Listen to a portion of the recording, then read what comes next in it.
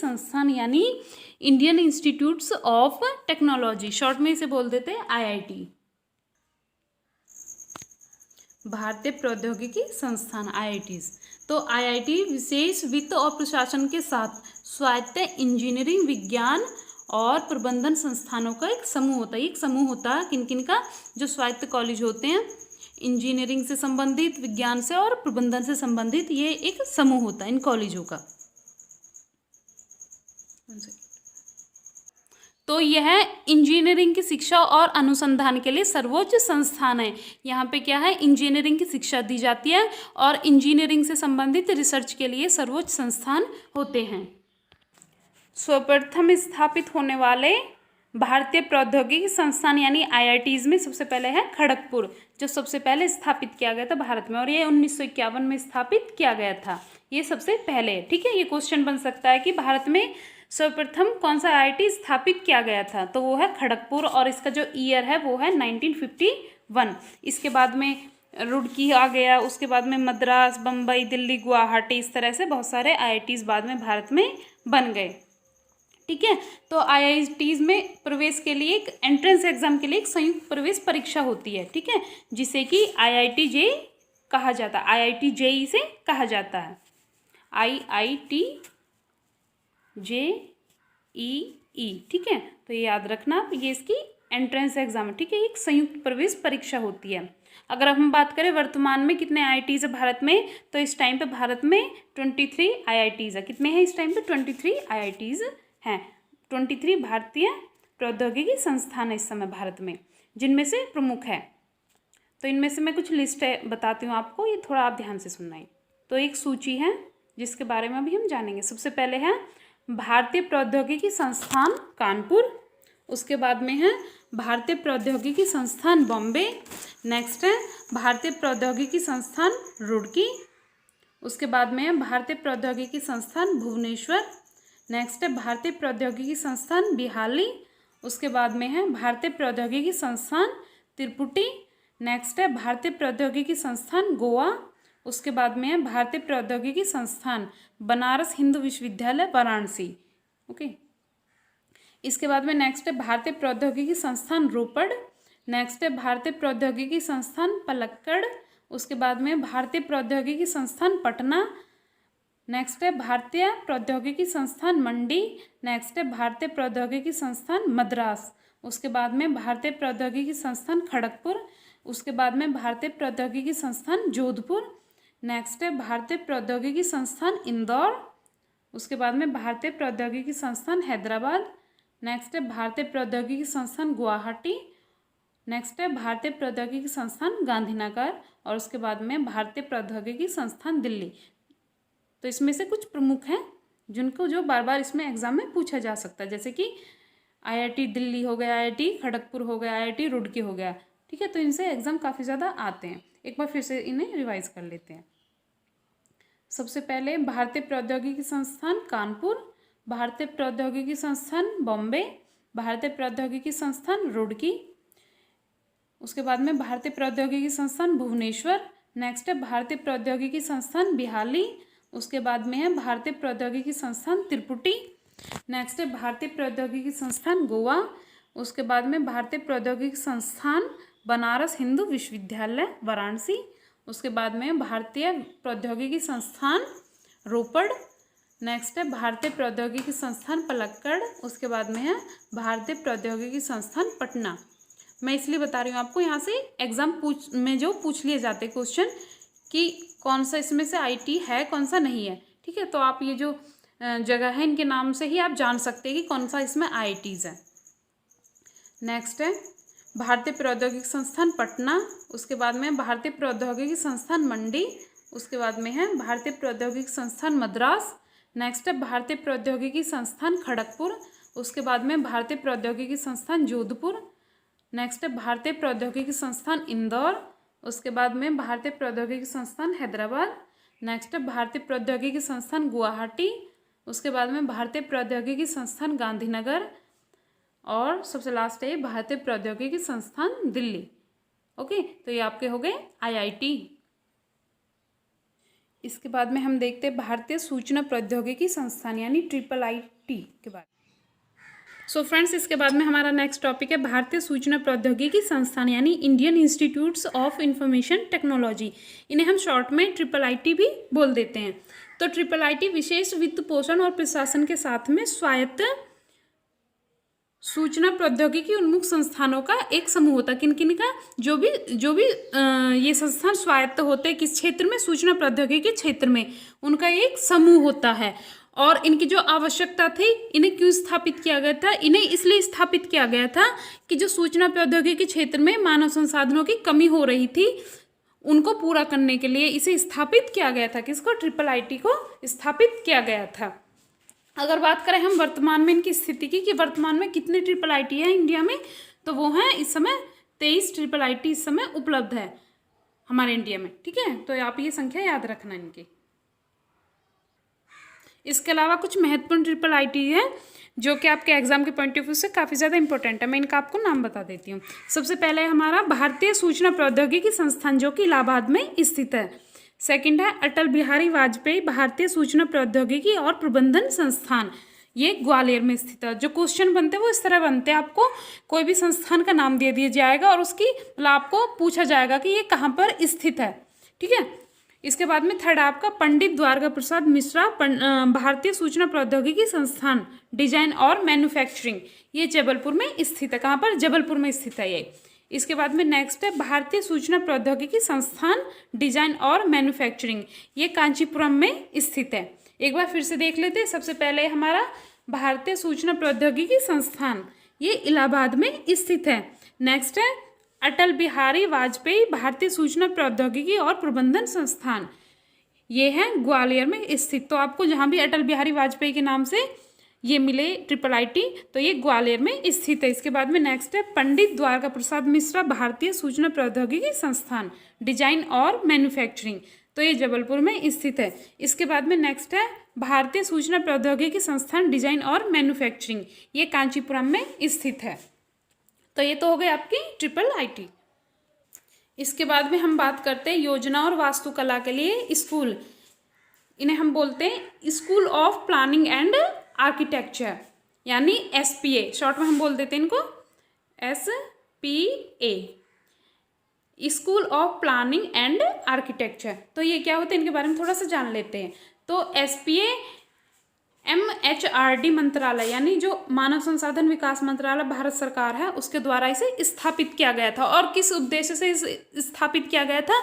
इसको वास्तुकला और नियोजन स्कूलों का एक मतलब समूह बनाया गया था। योजना और वास्तुकला को बढ़ावा देने के लिए इसे स्थापित किया गया था।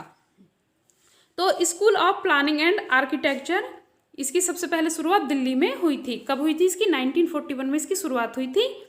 ठीक है, किस रूप में? Delhi college of engineering. ठीक है, तो दिल्ली में सबसे पहले इसकी शुरुआत हुई थी 1941 में।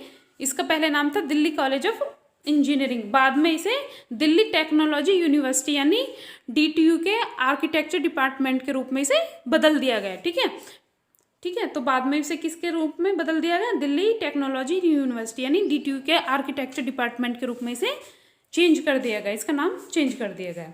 इसके बाद में 1959 में इसे टाउन एंड कंट्री प्लानिंग के स्कूल के साथ में मिला दिया गया। किस स्कूल के साथ में? Town and country planning school के साथ में इसे ज्वाइन कर दिया गया, इसे मिला दिया गया, जिसका नाम बदलकर इसका वर्तमान में रखा गया। यानी जो भी इसका नाम है school of planning and architecture, ये अब इसका वर्तमान में नाम हो गया है। इसके बाद में इसका नाम बदलकर यानी SPA रखकर इसे दिल्ली विश्वविद्यालय से जोड़ दिया गया, इसे DU से इसे संबंधित कर दिया गया है।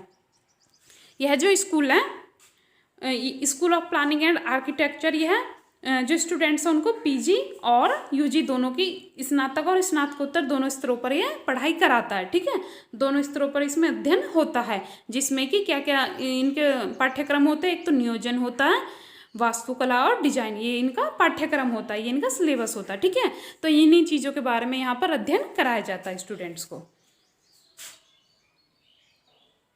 इसके बाद में हम बात करते हैं नेशनल इंस्टीट्यूट ऑफ टेक्नोलॉजी यानी राष्ट्रीय प्रौद्योगिकी संस्थान, इसे शॉर्ट में बोल देते हैं NIT। क्या बोल देते हैं इसे शॉर्ट में?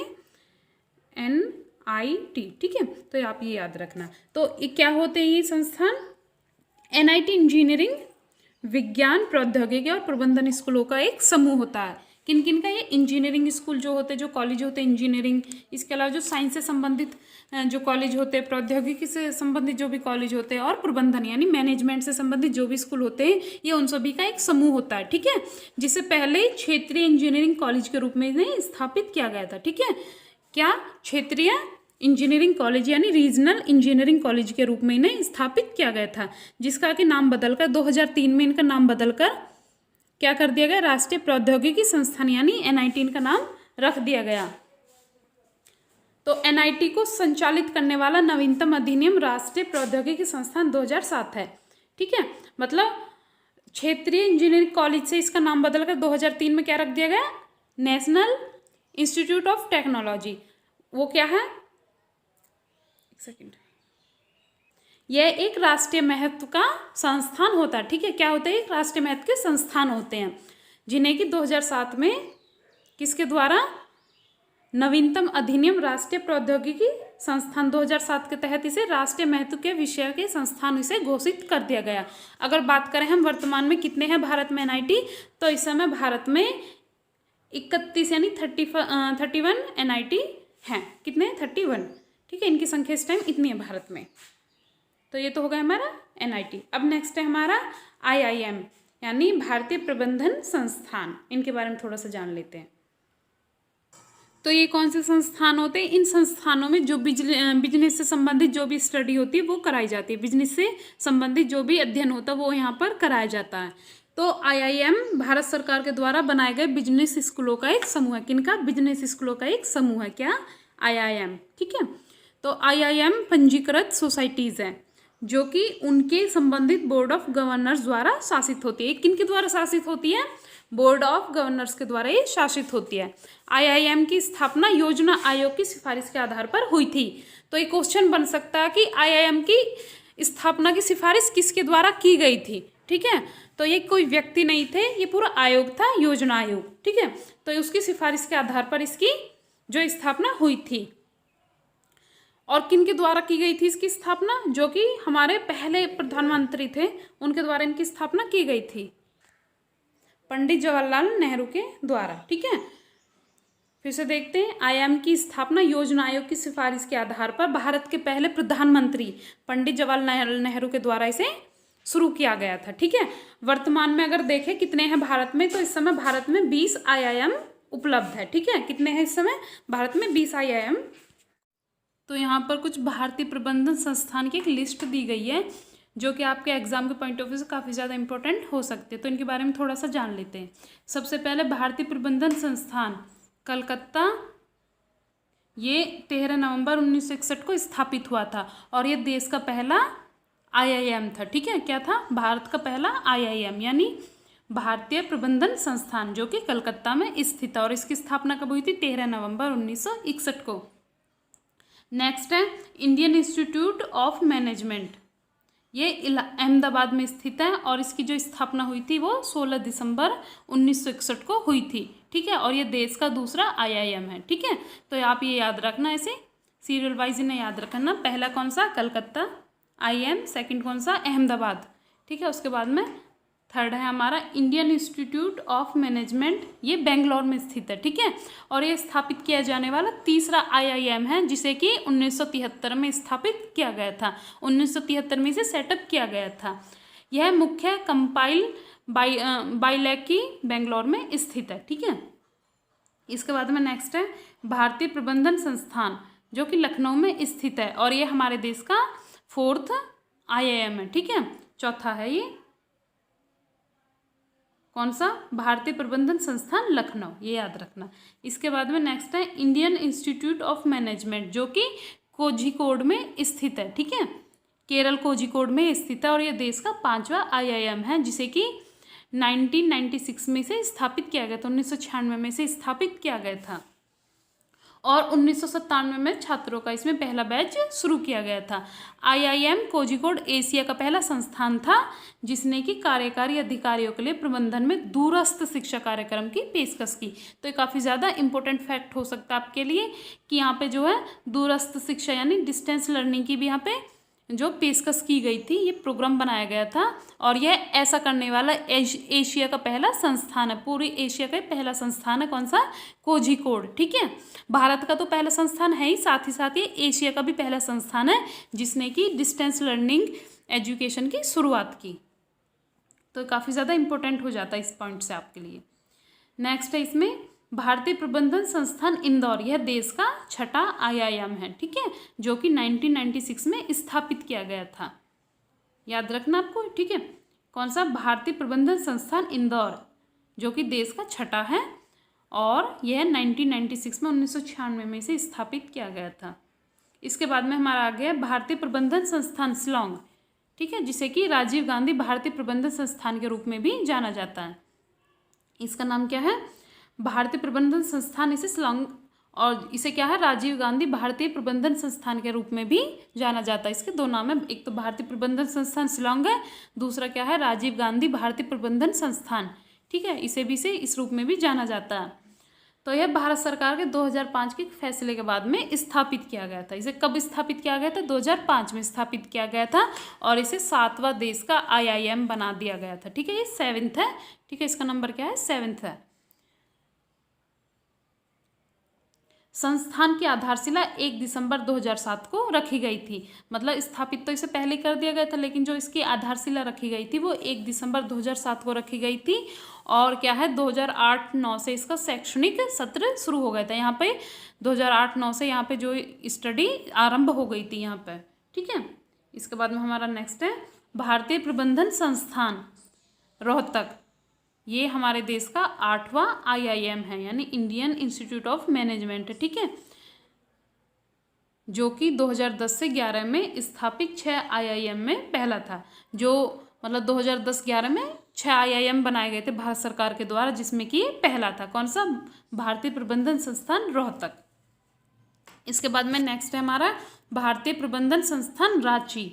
ठीक है, कौन सा? भारतीय प्रबंधन संस्थान रांची, ये झारखंड में स्थित है और इसके संरक्षक के रूप में IIM कोलकाता के साथ में 2010 में से स्थापित होने वाला 9वां IIM बनाया गया था। ठीक है, इसका संरक्षक कौन सा? इसे IIM कोलकाता इसका संरक्षक है। ठीक है, और इसे 2010 में स्थापित होने वाला 9वां IIM बना दिया गया था देश का, और 6 जुलाई 2010 से इसने संचालन शुरू कर दिया था। इसका जो कार्यवाही है, इसकी जो स्टडी वगैरह है, अध्ययन कार्य इसमें कब से? 6 जुलाई 2010 से इसका संचालन शुरू कर दिया गया था। अब आ गए इसमें भारतीय प्रबंधन संस्थान रायपुर। ठीक है, कौन सा? भारतीय प्रबंधन संस्थान रायपुर। एक सेकेंड, यह देश का 10वां IIM है। क्या है? देश का 10वां IIM है, जिसका उद्घाटन 11 अक्टूबर 2010 को किया गया था। ठीक है, इसका उल्लेख IIM इंदौर द्वारा किया गया था। किसके द्वारा किया गया था इसका उल्लेख? IIM इंदौर के द्वारा। सॉरी। नेक्स्ट है भारतीय प्रबंधन संस्थान तिरुचिरापल्ली। क्या है? भारतीय प्रबंधन संस्थान तिरुचिरापल्ली, यह देश का 11वां IIM है। ठीक है, कौन सा है? 11वें नंबर का है और इसका जो उद्घाटन है वो 4 जनवरी 2011 को किया गया था। ठीक है, इसका उद्घाटन कब किया गया था? 11 जनवरी 2010 को तिरुचिरापल्ली वाले का। ठीक है, तो इसका उल्लेख IIM बेंगलोर के द्वारा किया गया था। सॉरी, थोड़ा सा नाम बोलने में मिस्टेक हो गई। अब आगे इसमें भारतीय प्रबंधन संस्थान काशीपुर, और ये देश का 12वां। ठीक है, ये याद रखना, जो काशीपुर वाला है देश का 12वां IIM है। यह जुलाई 2011 से IIM लखनऊ की मेंटरशिप के तहत ऑपरेशन शुरू किया गया था। ठीक है, मतलब इसका जो उल्लेख किया गया था वो IIM लखनऊ ने जुलाई 2011 में इसका किया गया था। ठीक है, उत्तराखंड के काशीपुर के एस्कॉट्स फार्म क्षेत्र में स्थायी परिसर की आधारशिला अप्रैल 2011 में रखी गई थी। तो इसकी जो आधारशिला है वो कहाँ पर रखी गई थी? उत्तराखंड के काशीपुर के एस्कॉट्स फार्म में। ठीक है, और कब रखी गई थी? अप्रैल 2011 में, और ये देश का 12वां IIM है। इसके बाद में नेक्स्ट है हमारा भारतीय प्रबंधन संस्थान उदयपुर, और ये देश का 13वां IIM है। इंडियन इंस्टीट्यूट ऑफ मैनेजमेंट है। कौन सा? 13वां। ठीक है, उदयपुर वाला। इसे जुलाई 2011 में मोहनलाल सुखाड़ विश्वविद्यालय के एक अस्थायी परिसर के रूप में शुरू किया गया था। कौन से विश्वविद्यालय के रूप में? इसे मोहनलाल सुखाड़ विश्वविद्यालय के एक अस्थायी परिसर के लिए इसे शुरू किया गया था। अब नेक्स्ट है इसमें Indian institute of management Nagpur, ठीक है, काफ़ी ज़्यादा इंपॉर्टेंट और यहाँ से एग्जाम में आ चुका है क्वेश्चन। तो ये देश का 14वां यानी 14 IIM है। यह IIM इलाहाबाद की मेंटरशिप के तहत 2015 में से ऑपरेशन शुरू किया गया था, ठीक है। किसके तहत? इसे IIM अहमदाबाद के मेंटरशिप के तहत। इसके बाद में है Indian institute of management Visakhapatnam. यह हमारे देश का 15वां IIM है, ठीक है। कौन सा? Indian institute of management Visakhapatnam, ठीक है। तो इसने IIM बेंगलोर की मेंटरशिप के तहत 2015 में ऑपरेशन शुरू किया गया था। किसके तहत? IIM बेंगलोर के तहत। और कब किया गया था इसमें ऑपरेशन शुरू? वो 2015 में शुरू किया गया था। अब आगे हमारा IIM बोधगया यानी भारतीय प्रबंधन संस्थान बोधगया। यह हमारे देश का 16वां IIM है, ठीक है। और इसे मगध विश्वविद्यालय के विशाल परिसर में स्थापित किया गया था। मतलब बोधगया में मगध विश्वविद्यालय ना, तो उसके विशाल परिसर में इसे स्थापित किया गया था। अब आगे हमारा भारतीय प्रबंधन संस्थान अमृतसर, ठीक है। IIM अमृतसर जो कि अस्थायी रूप से सरकारी पॉलिटेक्निकल कॉलेज के परिसर में स्थित है, ठीक है। किसके परिसर में स्थित है? एक सरकारी पॉलिटेक्निकल कॉलेज है, उसके परिसर में से स्थापित कर दिया गया है। और इसे IIM अमृतसर IIM कोझिकोड के द्वारा सलाह दी जा रही है। यानी इसके जो IIM अमृतसर है वो IIM कोझिकोड की मेंटरशिप के तहत कार्य कर रहा है। और यह हमारे देश का 17वां IIM है। कौन सा है? 17वां IIM है, ठीक है। इसके बाद में नेक्स्ट है भारतीय प्रबंधन संस्थान संबलपुर। यह हमारे देश का 18वां IIM है, ठीक है। हमारे देश का 18वां है भारतीय प्रबंधन संस्थान संबलपुर। तो यह IIM स्थायी रूप से प्रौद्योगिकी सिलिकॉन संस्थान के परिसर में स्थित है। किसके में? एक सिलिकॉन संस्थान है, उसके परिसर में स्थित है। अब आगे है इसमें भारतीय प्रबंधन संस्थान सिरमौर ने 2015 में संचालन शुरू किया था, ठीक है। जो सिरमौर वाला उसने 2015 में अपना संचालन शुरू किया था। और इसका उल्लेख किसके द्वारा किया गया था? इसका IIM लखनऊ के द्वारा इसका उल्लेख किया गया था। नेक्स्ट है हमारा भारतीय प्रबंधन संस्थान जो कि जम्मू में स्थित है, ठीक है। और इसे कब शुरू किया गया था? इसे 2016 में से ऑपरेशन के तहत इसे शुरू किया गया था। जम्मू वाला जो IIM है ना, उसे 2016 में शुरू किया गया था। तो क्वेश्चन ऐसे ही पूछ लिए जाते हैं कि जम्मू में जो IIM है उसे कब स्थापित किया गया, या फिर वहाँ पे जो ऑपरेशन वो कब स्टार्ट किया गया। तो वो 2016 में से स्टार्ट किया गया था। और इसका उल्लेख किसके द्वारा किया गया जा रहा है? इसका उल्लेख जो है वो IIM लखनऊ के द्वारा इसका किया जा रहा है। यह अस्थायी रूप से पुराने विश्वविद्यालय के परिसर में जम्मू के government college of engineering technology के परिसर में स्थित है। जम्मू का एक पुराना विश्वविद्यालय है, पुरानी यूनिवर्सिटी है, जो कौन सी है? Government college of engineering and technology, उसके परिसर में स्थापित कर दिया गया है। तो ये हो गए हमारे कुछ IIM यानी भारतीय प्रबंधन संस्थान, ठीक है। अखिल भारत हमारा नेक्स्ट टॉपिक है अखिल भारतीय आयुर्विज्ञान संस्थान यानी एम्स।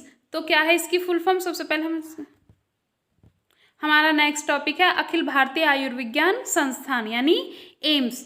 सो फ्रेंड्स, हम सबसे पहले इसकी फुल फॉर्म देखते हैं। तो इसकी फुल फॉर्म होती है all India institute of medical science. फिर से देखें, all India institute of medical science यानी अखिल भारतीय आयुर्विज्ञान संस्थान। तो अब बात करते हैं हम एम्स है क्या। तो एम्स हायर एजुकेशन के ऐसे मेडिकल कॉलेज हैं जो कि ऑटोनॉमस गवर्नमेंट पब्लिक कॉलेज का एक ग्रुप है। यानी एम्स उच्च शिक्षा के सार्वजनिक चिकित्सा संस्थानों का एक समूह होता है। क्या है एम्स?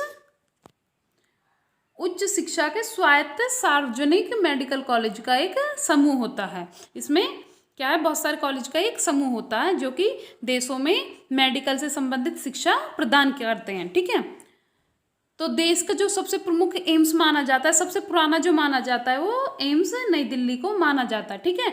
ये सबसे उत्कृष्ट संस्था थी जिसे कि 1956 में स्थापित किया गया था, ठीक है। तो जो दिल्ली एम्स है ये सबसे पुराना, हमारे देश का सबसे पुराना एम्स है। इस समय हमें हमारे देश में 9 एम्स है, ठीक है। कितने कॉलेज है? 9 है। अखिल भारतीय आयुर्विज्ञान संस्थान, इनकी संख्या कितनी है इस समय हमारे देश में? वो है 9, ओके। और इन्हें स्वास्थ्य और परिवार कल्याण मंत्रालय के द्वारा स्थापित किया जाता है। फिर से देखिए, इन्हें किस मंत्रालय के तहत स्थापित किया जाता है, कौन सा मंत्रालय है जो कि इन्हें स्थापित करता है, वो है स्वास्थ्य और परिवार कल्याण मंत्रालय। ओके, तो जिसका उद्देश्य क्या है, देश में गुणवत्ता तृतीयक स्तर पर स्वास्थ्य सेवाओं में क्षेत्रीय असंतुलन को ठीक करना। क्या है, देश में जो स्वास्थ्य की गुणवत्ता है उसको तृतीयक स्तर पर स्वास्थ्य सेवा में क्षेत्रीय असंतुलन को ठीक करना, और इसके अलावा क्या करना, स्नातक और स्नातकोत्तर चिकित्सा शिक्षा में आत्मनिर्भरता प्राप्त करना। ठीक है, तो इसके दो प्रमुख उद्देश्य हैं। पहला है जो तृतीयक स्तर है उस पर जो क्षेत्रीय स्तर पर जो भी स्वास्थ्य लेकर भेदभाव होता है, ठीक है, तो उसको उस असंतुलन को ठीक करना। और इसके अलावा विद्यार्थियों को जो भी चिकित्सा के क्षेत्र में आना चाहते हैं उनको स्नातक यानी ग्रेजुएशन और पोस्ट ग्रेजुएशन की जो शिक्षा प्रदान करना, और उन्हें चिकित्सा के क्षेत्र में आत्मनिर्भर बनाना। तो इसके दो महत्वपूर्ण उद्देश्य हैं। ठीक है, आपने जान लिया कि हमारे देश में इस समय 9 हैं एम्स। ठीक है, तो कौन कौन से देखते हैं ये, ठीक है, AICTE यानी अखिल भारतीय तकनीकी शिक्षा परिषद। तो इसमें आज हम जानेंगे कि AICTE क्या है और इसकी भारत में स्थापित करने की क्या आवश्यकता पड़ी। तो सबसे पहले हम जानते हैं इसकी फुल फॉर्म के बारे में। तो AICTE की फुल फॉर्म होती है all India council for technical education. फिर से देखते हैं, all India council for technical education यानी अखिल भारतीय तकनीकी शिक्षा परिषद।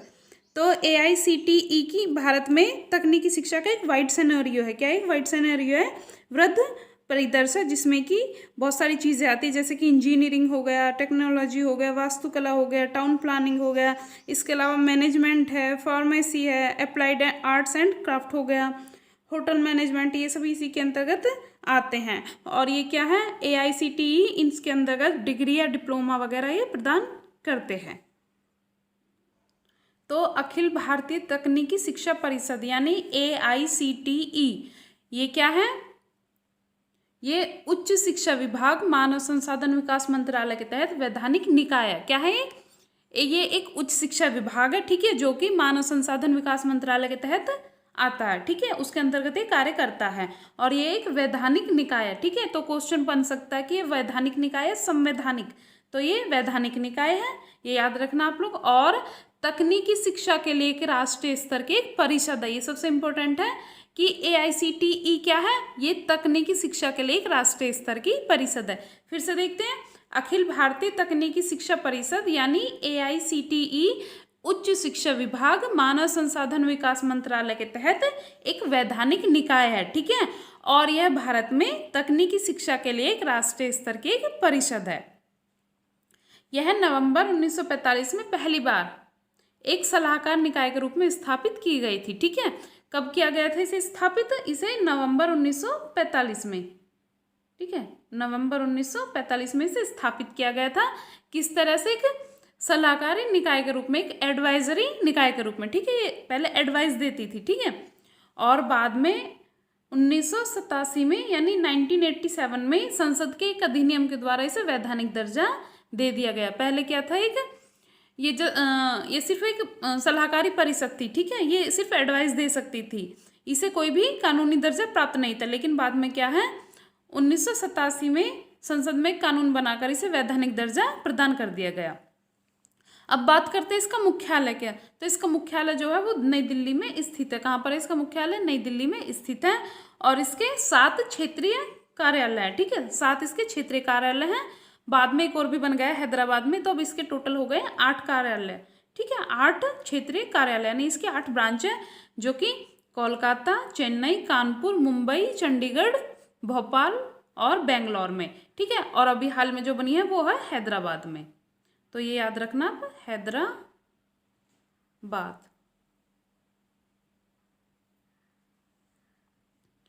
अब आगे इसमें AICTE परिषद, जो कि विभिन्न स्तरों पर, एक सेकेंड, इंजीनियरिंग, प्रौद्योगिकी यानी टेक्नोलॉजी, वास्तुकला, टाउन प्लानिंग, प्रबंधन यानी management, pharmacy, applied arts and craft, hotel management और कैटरिंग टेक्नोलॉजी आदि में इसमें प्रशिक्षण दिया जाता है। ठीक है, पर इसमें प्रशिक्षण दिया जाता है इन सभी में। और क्या है, इसमें रिसर्च वगैरह भी की जाती है, अनुसंधान में भी की जाती है, और इनके साथ ही तकनीकी शिक्षा के कार्यक्रमों को भी शामिल करता है। फिर से देखते हैं, ये जो AICTE है, ठीक है, यह विभिन्न स्तरों पर इंजीनियरिंग, प्रौद्योगिकी, वास्तुकला, टाउन प्लानिंग, प्रबंधन, pharmacy, applied arts and craft, hotel management और कैटरिंग टेक्नोलॉजी आदि में प्रशिक्षण और अनुसंधान सहित तकनीकी शिक्षा के कार्यक्रम को शामिल करता है। तो ये जो मैंने बताया अभी सभी आपको, ये जितने भी कार्यक्रम है, जितने भी ये कोर्सेज हैं, ठीक है, इनमें ये क्या करते हैं, ये प्रशिक्षण प्रदान किया जाता है AICTE के तहत, और मतलब जो भी रिसर्च वगैरह के लिए जो भी आवश्यक सामग्री है, जो भी हम कह सकते हैं जो भी नई नॉलेज है, वो इसके तहत प्रदान की जाती है छात्रों को। और ये क्या करता है, ये डिग्री भी प्रदान करते हैं, और डिप्लोमास वगैरह भी ये सभी ये AICTE प्रदान करती है, जो सभी कोर्स इनमें कोई भी डिग्री वो प्राप्त करना चाहे। आगे इसमें यह भारत में तकनीकी शिक्षा और प्रबंधन शिक्षा प्रणाली के समुचित नियोजन और समन्वित विकास के लिए जिम्मेदार है, ठीक है। तो ये क्या है, AICTE भारत में तकनीकी शिक्षा और जो भी प्रबंधन शिक्षा प्रणाली है उसके समुचित नियोजन और समन्वित विकास के लिए जिम्मेदार है, ठीक है। मतलब इसके ऊपर ही पूरी जिम्मेदारी है, AICTE के ऊपर ही पूरी जिम्मेदारी डाल दी है सरकार ने कि यही जो तकनीकी शिक्षा है उसके ऊपर नज़र रखेगी, उसकी निगरानी रखेगी, और जो भी प्रबंधन शिक्षा उसके ऊपर भी इसकी निगरानी रहेगी। तो ये दोनों जो प्रणालियाँ हैं, शिक्षा प्रणालियाँ, वो इसी के अंतर्गत कर दी गई है, ठीक है, कि किस प्रकार से अब ये इनका नियोजन किया जाएगा और किस प्रकार से इन शिक्षाओं का यानी तकनीकी में और प्रबंधन में किस प्रकार से विकास किया जाएगा। तो ये सभी AICTE के ही जिम्मेदारी है, ठीक है। तो AICTE की प्रचार भूमिका भी है, ठीक है, मतलब इसको किस प्रकार से प्रचार करना, इन सब शिक्षा प्रणालियों को किस प्रकार से ने आगे बढ़ाना है, जो कि तकनीकी संस्थानों को अनुदान देते हुए नवाचारों, संकायों, अनुसंधान और विकास को बढ़ावा देने वाली महिलाओं, विकलांगों और समाज के कमजोर वर्ग के लिए तकनीकी शिक्षा को बढ़ावा देने के लिए योजनाओं के माध्यम से लागू करती है। इसका कहने का मतलब ये है कि ये जो तकनीकी संस्थान है, ठीक है, इंडिया में, ऑल इंडिया में जितने भी तकनीकी संस्थान है, सबसे पहले तो सबको अनुदान प्रदान करते हैं, ठीक है। तो क्वेश्चन बन सकता है कि जो तकनीकी संस्थान है, ठीक है, तो उनको अनुदान कहाँ से मिलता है, तो आप यहाँ पे कंफ्यूज हो सकते हैं क्योंकि ऑप्शन में हो सकता है UGC, ठीक है। तो UGC तकनीकी संस्थानों को अनुदान नहीं देता, ठीक है। तो इसमें अनुदान ये AICTE ये अनुदान प्रदान करती है किनको, जो तकनीकी संस्थान है। किस लिए अनुदान देते हैं, जिससे कि वहाँ पे इनोवेशन हो, नवाचार हो, संकाय हो, उनके लिए, और मतलब रिसर्च में हेल्प करने के लिए और उसको आगे बढ़ाने के लिए, उसको विकास करने के लिए, जिससे कि जो भी ग्रामीण क्षेत्रों की महिलाएं हैं, विकलांग हैं और समाज के कमजोर वर्ग हैं, उनको भी तकनीकी शिक्षा को बढ़ावा देने के लिए, उनके लिए भी जो योजना है उनको लागू कर सके। तो इस तरह से ये काफ़ी ज़्यादा महत्वपूर्ण भूमिका निभाती है किस क्षेत्र में, तकनीकी शिक्षा के क्षेत्र में, और प्रबंधन शिक्षा के क्षेत्र में काफ़ी ज़्यादा महत्वपूर्ण भूमिका निभाती है। अब आगे इसमें, तो ये परिषद अपने कार्यालयों का संचालन कार्यकारी परिषद के माध्यम से करती है, ठीक है। तो इसके कितने मैंने कार्यालय बताए, इसके मैंने बताए थे 8, ठीक है, पहले मतलब 7 थे, एक बाद में अब हैदराबाद में भी बन गया। तो इस तरह से इसके टोटल कितने हो गए, 8 कार्यालय हो गए। तो ये जो अपने कार्य है उन अपने कार्यालयों के माध्यम से, कार्यकारी परिषद के माध्यम से अपने कार्यों को जो करता है, ठीक है। तो ये तो हो गया आपका AICTE। अब आ गया है भारतीय चिकित्सा अनुसंधान परिषद यानी ICMR। तो ये भी काफ़ी ज़्यादा इंपॉर्टेंट है आपके एग्जाम के पॉइंट ऑफ व्यू से, तो इसे भी देख लेते हैं। तो भारतीय आयुर्विज्ञान अनुसंधान परिषद यानी ICMR जैव चिकित्सा अनुसंधानों के निर्माण, समन्वय और संवर्धन के लिए भारत का एक सर्वोच्च निकाय है। फिर से समझिए, ये जो ICMR है यानी भारतीय आयुर्विज्ञान अनुसंधान परिषद है, ये जैव चिकित्सा अनुसंधान के यानी जैव चिकित्सा से संबंधित जो भी निर्माण होगा, जो भी समन्वय किया जाएगा और जो भी संवर्धन होगा, उसके लिए भारत का एक सर्वोच्च निकाय है, ठीक है। तो क्वेश्चन ऐसे बन सकते हैं कि जैव चिकित्सा अनुसंधान के निर्माण के लिए, उसके समन्वय के लिए और उसके संवर्धन के लिए भारत की कौन सा निकाय जो सर्वोच्च है, सर्वोच्च निकाय क्या है इन सबके निर्माण, समन्वय और संवर्धन के लिए, तो वो क्या है, भारतीय आयुर्विज्ञान अनुसंधान परिषद। ओके, तो ये क्या है, जैव चिकित्सा से संबंधित है। यह दुनिया में सबसे पुराना चिकित्सा अनुसंधान निकाय है। सबसे ज़्यादा इंपॉर्टेंट फैक्ट है ये कि जो ये दुनिया में सबसे पुराना चिकित्सा अनुसंधान निकाय है। और इसका मुख्यालय कहाँ पर है, इसका मुख्यालय कहाँ है, नई दिल्ली में, ठीक है। तो पहली चीज़ तो क्या है, ये सबसे पुराना है, ठीक है, दुनिया में सबसे पुराना चिकित्सा अनुसंधान निकाय है और इसका जो कार्यालय है, इसका जो मुख्यालय है वो नई दिल्ली में स्थित है। इसके अलावा ये जैव चिकित्सा से संबंधित है, जैव चिकित्सा अनुसंधान के निर्माण के लिए, उसके समन्वय के लिए और उसकी वृद्धि यानी उसके संवर्धन के लिए जिम्मेदार है और यह भारत में इन सभी के लिए एक सर्वोच्च निकाय है, जैव चिकित्सा अनुसंधान से संबंधित है। अब आगे ICMR सरकार के द्वारा वित्त पोषित है, तो ये काफ़ी ज़्यादा इंपॉर्टेंट है ये चीज़। तो ICMR किसके द्वारा वित्त पोषित है, ये भारत सरकार के द्वारा वित्त पोषित है, केंद्र सरकार के द्वारा। तो भारत के स्वास्थ्य परिवार कल्याण मंत्रालय के माध्यम से, ठीक है। तो ये किसके तहत कार्य करता है, ये करता है भारत के स्वास्थ्य परिवार कल्याण मंत्रालय के माध्यम से, उसके तहत ये कार्य करता है, ठीक है। तो हर जगह मानव संसाधन विकास मंत्रालय नहीं करना आपको, तो ये जो कार्य करता है ये है स्वास्थ्य परिवार कल्याण मंत्रालय। अब आगे इसमें आज़ादी से पहले 1911 में भारत सरकार यानी उस टाइम पे जो हमारे देश में अंग्रेजों का शासन था, अंग्रेजों की सरकार थी, तो उस टाइम पे आज़ादी से पहले भारत सरकार में 1911 में भारत के भारतीय अनुसंधान कोष संघ यानी IRFA की स्थापना की गई थी, ठीक है। फिर से देखिए 1911 में, आज़ादी से पहले की बात है, ठीक है। तो उस समय भारत सरकार के द्वारा भारतीय अनुसंधान कोष संघ यानी IRFA की स्थापना की गई थी। लेकिन क्या स्वतंत्रता के बाद में, आज़ादी के बाद में 1949 में भारत सरकार के द्वारा इसका IRFA का नाम बदलकर क्या कर दिया गया, भारतीय चिकित्सा अनुसंधान परिषद, ठीक है। तो इसका नाम बदलकर इसे नया रूप दे दिया गया और इसका नाम क्या कर दिया गया, भारतीय चिकित्सा अनुसंधान परिषद। तो क्वेश्चन ऐसे भी बन सकता है कि भारतीय चिकित्सा अनुसंधान परिषद यानी ICMR का पूर्ववर्ती नाम क्या है, पहला नाम क्या है, तो इसका जो पूर्ववर्ती नाम है वो है भारतीय अनुसंधान कोष संघ यानी IRFA। ओके, अब आगे इसमें कि ICMR के पहले निदेशक कौन थे, तो वो थे, 1 सेकेंड, तो इसके पहले निदेशक हैं डॉक्टर CG पंडित। कौन है, डॉक्टर CG पंडित, तो ये याद रखना आप, ये डॉक्टर CG पंडित इसके ICMR के पहले निदेशक हैं, ठीक है। अब आगे इसमें परिषद के शासी निकाय की अध्यक्षता केंद्रीय स्वास्थ्य मंत्री करते हैं। कौन करते हैं, केंद्रीय स्वास्थ्य मंत्री। जो परिषद होती है उसका जो शासी निकाय होता है, ठीक है, जो प्रशासन से संबंधित निकाय होता है, उसकी अध्यक्षता कौन करते हैं, हमारे केंद्र के स्वास्थ्य मंत्री करते हैं, ठीक है। तो यहाँ पे कंफ्यूज नहीं होना, इनके निदेशक नहीं करते इसकी अध्यक्षता, ये सिर्फ करते हैं हमारे देश के स्वास्थ्य मंत्री, हेल्थ मिनिस्टर। उसके बाद में परिषद देश में जैव चिकित्सा अनुसंधान को बढ़ावा देती है, ठीक है। तो ये जो ICMR है किसको बढ़ावा देती है, ये जैव चिकित्सा अनुसंधान को बढ़ावा देती है और साथ ही साथ यह अलौकिक अनुसंधान भी है, ठीक है। तो ये काफ़ी ज़्यादा इंपॉर्टेंट चीज़ हो जाती है, ये एकदम अलौकिक अनुसंधान है और इसके तहत क्या है, जैव चिकित्सा को भी बढ़ावा दिया जाता है, उसके रिसर्च को भी बढ़ावा दिया जाता है, ठीक है। दशकों से परिषद द्वारा अतिरंजित अनुसंधान के आधार पर इसकी रणनीतियों को विस्तार किया गया है, ठीक है। टाइम आने पर क्या है, धीरे धीरे इसकी जो रणनीतियां हैं, इसकी जो काम करने का तरीका, उनको चेंज करके थोड़ा सा और भी वाइड कर दिया गया है, ताकि इससे ज़्यादा जो एरिया है उसे कवर किया जाए, ज़्यादा से ज़्यादा चीज़ों को जाना जाए, ठीक है। तो ये हो गया हमारा ICMR यानी भारतीय चिकित्सा अनुसंधान परिषद। सो फ्रेंड्स, हमारा नेक्स्ट टॉपिक है बार काउंसिल ऑफ इंडिया यानी BCI। तो क्या है बार काउंसिल ऑफ इंडिया, तो बार काउंसिल ऑफ इंडिया एक अधिवक्ता अधिनियम 1961 के तहत स्थापित एक वैधानिक निकाय है।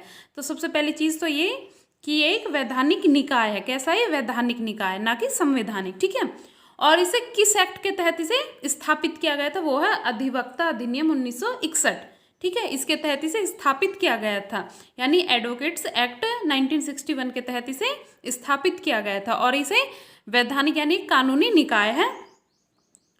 और इसे क्या उद्देश्य था इसका, इसे क्या मतलब क्या आवश्यकता पड़ी थी इसको स्थापित करने की, तो जो ऑल इंडिया बार कमेटी है और लॉ कमीशन है उसके द्वारा कुछ सिफारिशें दी गई थी, किस लिए, ताकि जो कानूनी शिक्षा है उसको ज़्यादा बढ़ाया जा सके, उसे ज़्यादा अच्छी क्वालिटी प्रदान की जा सके। तो इस तरह से कुछ सिफारिशें दी गई थी, किसके द्वारा? ऑल इंडिया बार कमेटी और लॉ कमीशन के द्वारा, ठीक है। तो उनकी सिफारिशों को लागू करने के लिए इसे एडवोकेट्स एक्ट के द्वारा पेश किया गया।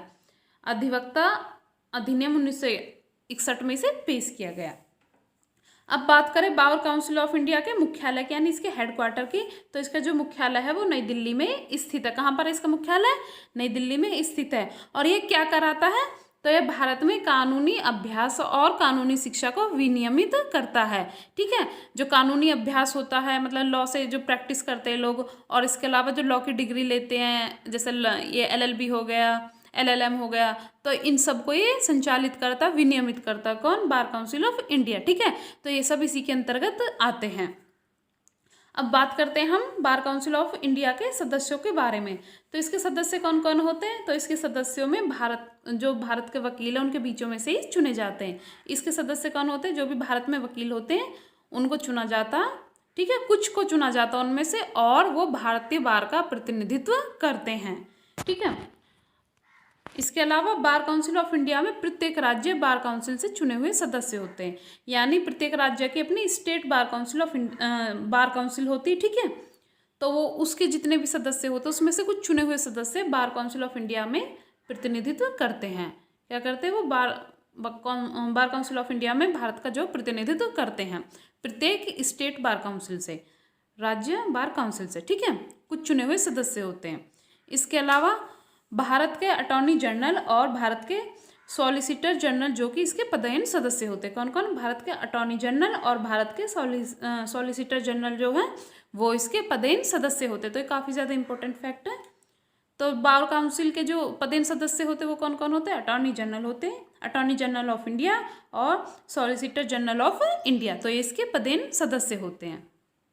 अब आगे इसमें तो इसके जो सदस्य होते हैं उनकी अवधि 5 वर्ष होती है। कितने साल की होती है वो? 5 साल के लिए चुने जाते हैं।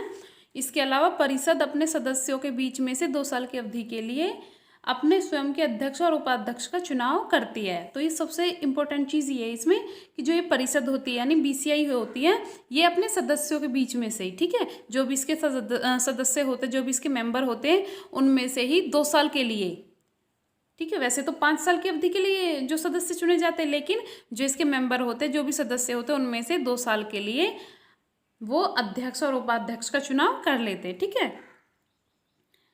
उसी में से जो भी सदस्य होते हैं उसमें से अध्यक्ष और उपाध्यक्ष का चुनाव कर लिया जाता। कितने साल के लिए? 2 साल के लिए, ठीक है।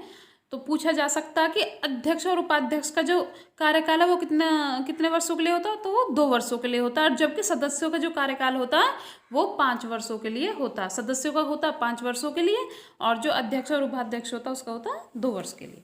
तो याद रखना आप। अब आगे इसमें यह कानूनी शिक्षा के लिए मानक भी निर्धारित करता है, यानी जो BCI है यानी बार काउंसिल ऑफ इंडिया है, यह कानूनी शिक्षा के लिए क्या नियम होंगे, क्या क्या सिलेबस होगा, किस तरह कार्य करेगा, तो ये सभी ये चीज़ें निर्धारित करता है। और उन विश्वविद्यालयों को मान्यता प्रदान करता है जिनकी कानून में डिग्री स्नातक स्तर पर अधिवक्ताओं के रूप में खुद को नामांकित करने के लिए छात्रों के लिए योग्यता के रूप में काम करेगी, ठीक है।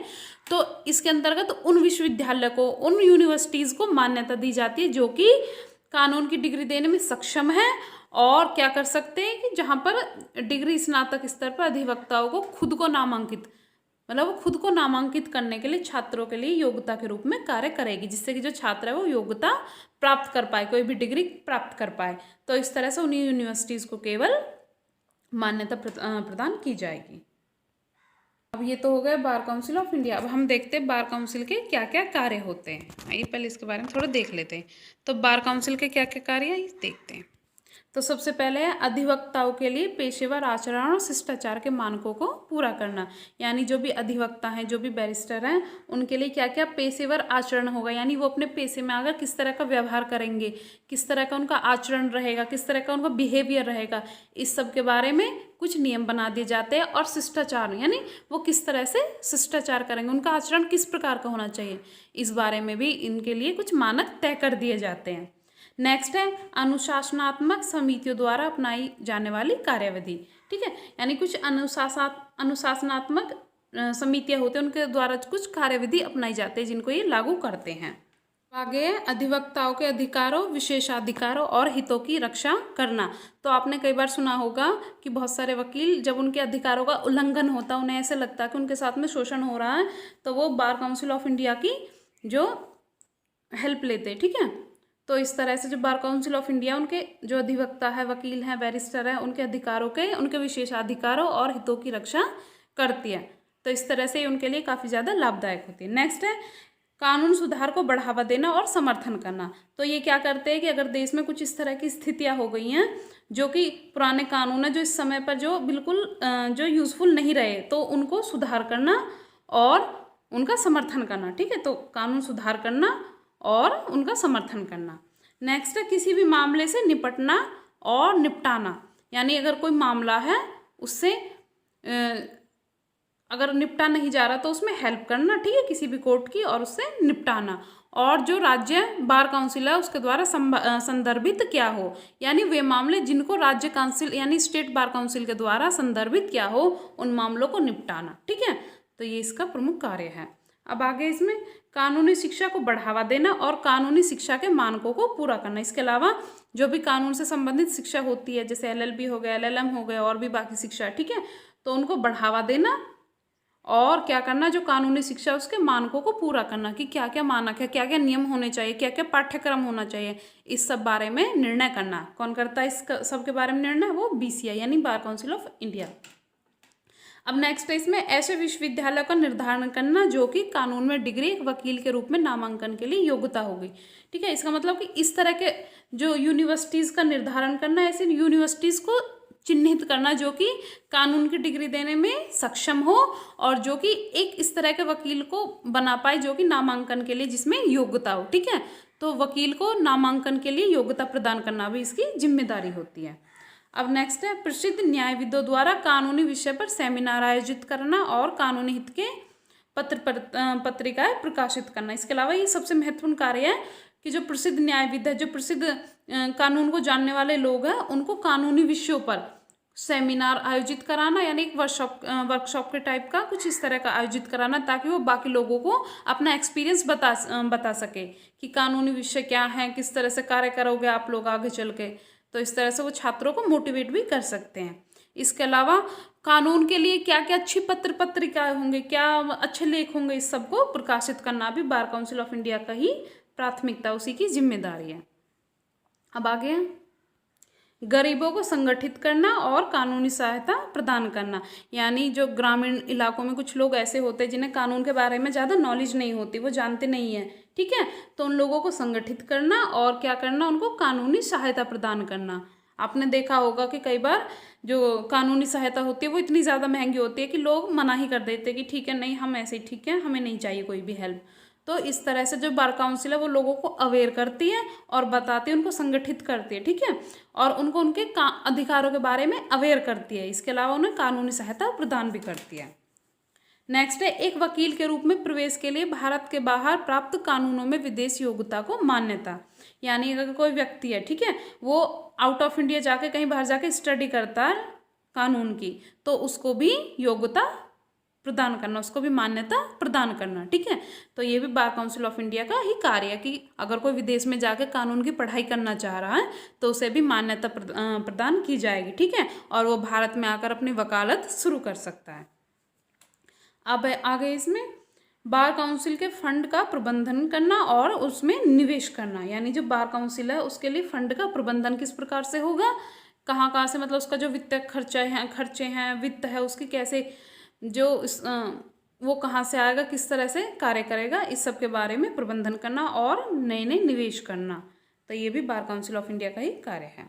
अब आगे इसमें एक सदस्य के चुनाव का प्रावधान करें जो कि बार काउंसिल चलाएंगे, यानी इसमें जो सदस्यों का चुनाव किया जाएगा। मैंने पहले बताया इसमें से सदस्यों का चुनाव होगा, कुछ सदस्य होंगे जो कि इसके जो प्रशासन को चलाएंगे, इस बार काउंसिल को चलाएंगे, ठीक है। तो सदस्यों का चुनाव करना।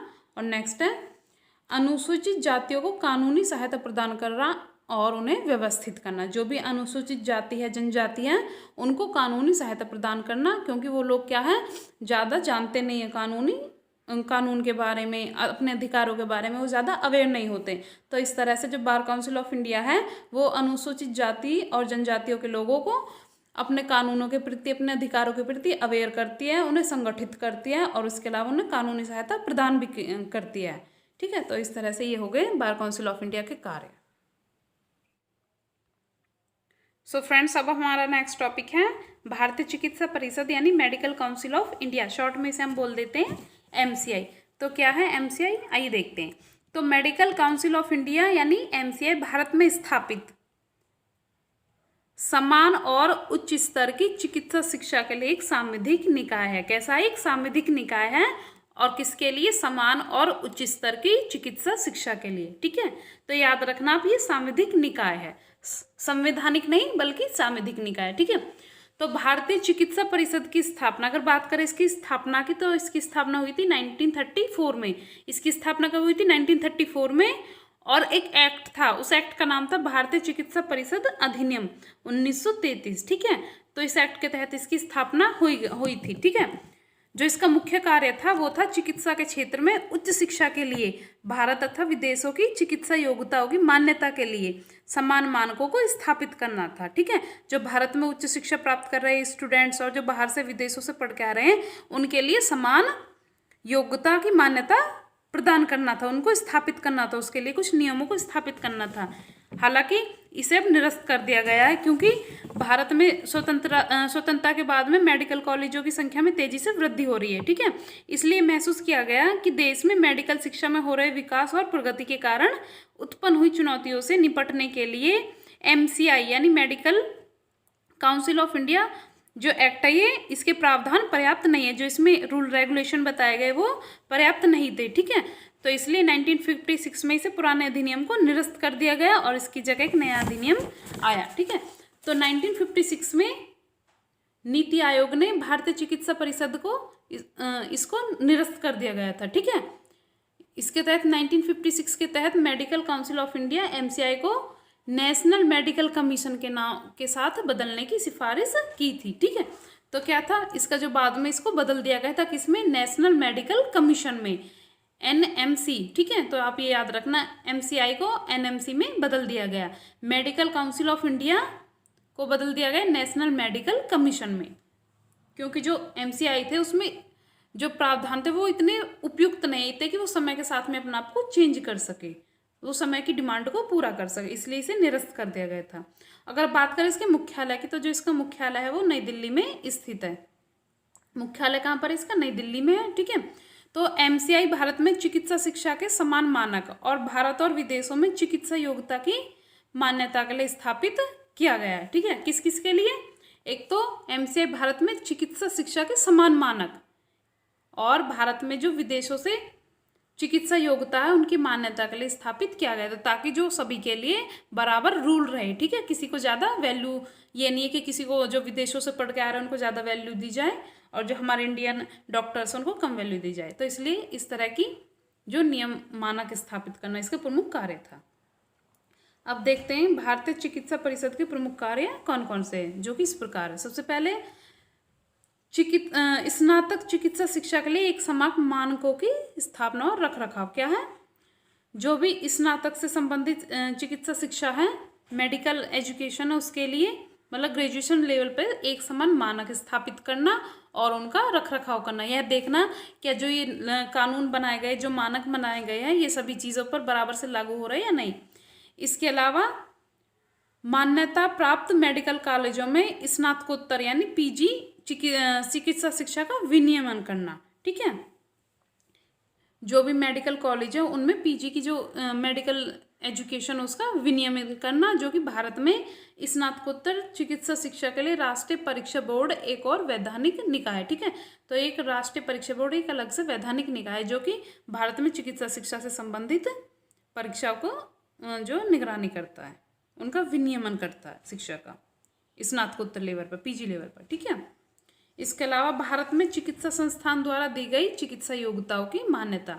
जो भी चिकित्सा संस्थान होते हैं, जो भी मेडिकल कॉलेज होते हैं, मेडिकल इंस्टीट्यूट होते हैं, जो भी वो योग्यता देते हैं उनको मान्यता प्रदान करना। ठीक है, MCI की क्या क्या है उसमें रूल कि वो जो भी डिग्री देता कोई भी कॉलेज उसको मान्यता प्रदान होती है, किससे? MCI से, मेडिकल काउंसिल ऑफ इंडिया से। इसके अलावा भारत में विदेशी चिकित्सा योग्यता की मान्यता देना, जो भी बाहर से डॉक्टर्स पढ़ के आ रहे हैं, जो भी चिकित्सा की मेडिकल की जो एजुकेशन लेके आ रहे हैं उनको भी मान्यता प्रदान करना, ठीक है, किसके द्वारा, एमसीआई के द्वारा।